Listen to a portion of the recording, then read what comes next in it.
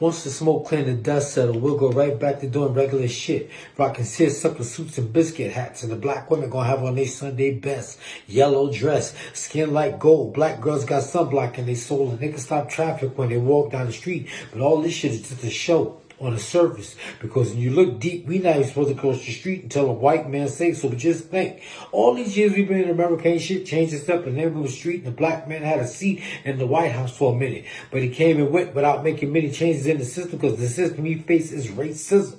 It's like the fabric woven into your tailor-made suit that gives it that perfect fit. European nations use religion to validate their racism. They said the black man was cursed because of the color of his skin, call us heathens. This is the reason we receive so much mistreatment from these holy nations.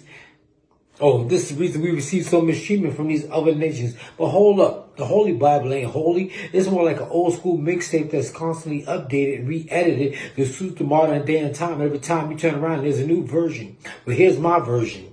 It was Tricky Dick Richard Nixon that classified single black mothers as welfare queens. He championed this message to make it seem like all of America's economical problems were black folks' fault. Now, how so? And what I don't get is how school books always find a way to omit how black people was brought to this country against their will and used as free labor to fulfill white people's dream of life, liberty, and the pursuit of property. The black family was property, and property was later changed to happiness. And of course, you would be happy too if you was given land as far as the eye can see, and employees that you never had to pay, and every day they work from Kansas City morning to Kansas City night, harvesting rice, picking cotton, chopping tobacco, digging ditches, building bridges, uprooting trees, and a list of backbreaking chores that had to be accomplished during the course of the day. And at the end of the day, all they had to eat and drink was water from a creek and some fucking fat back.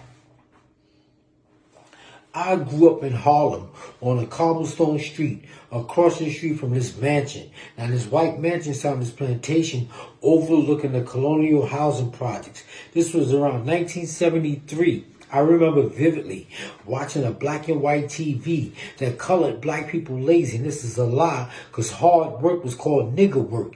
And white people did not believe in working hard around black people because that would have leveled the playing field. And equality was unheard of back then. And today it's hypocritical.